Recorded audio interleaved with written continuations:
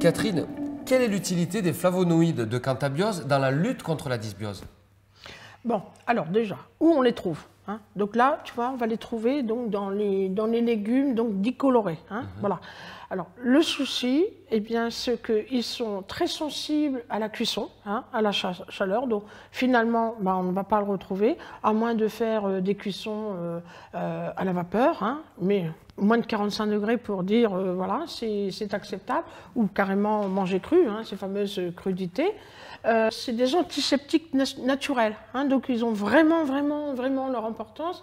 Et puis surtout, dans les cas de dysbiose, ben, tu vois, c'est pas suffisant hein, en mangeant, donc on va supplémenter. Et là, avec le Canta dysbiose, on va avoir ben, la bonne quantité, hein, ça va être pris à certains temps de la journée, et puis ça va renforcer énormément. Donc le rôle en apportant ces compléments, c'est qu'on va renforcer donc le système immunitaire, ça va énormément travailler sur la candidose, hein, là on en reparlera une autre fois, mais sur les hélicobactères pylori, les inflammations de la membrane, de la muqueuse intestinale, et puis surtout, son premier rôle, ça va avoir une action sur le système digestif.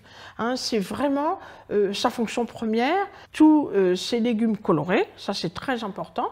Je les conseille même sur le midi. Il y a un vrai intérêt le midi, parce que le midi, il y a un intérêt de manger du cru. Hein. Le cru, c'est très intéressant le midi, un peu moins le soir. Hein. Voilà, ça c'est les petits conseils qu'on peut donner en alimentation.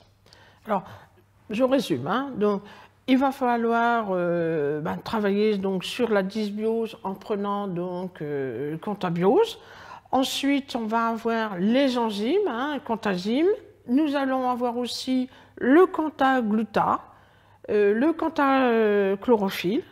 Et puis, la dernière étape, eh c'est de bien suivre un régime alimentaire, c'est-à-dire même pas un rééquilibrage alimentaire adapté, genre la chrononutrition, où on va pouvoir répondre aux légumes colorés le midi, les légumes verts le soir, et maintenant on comprend toute l'importance.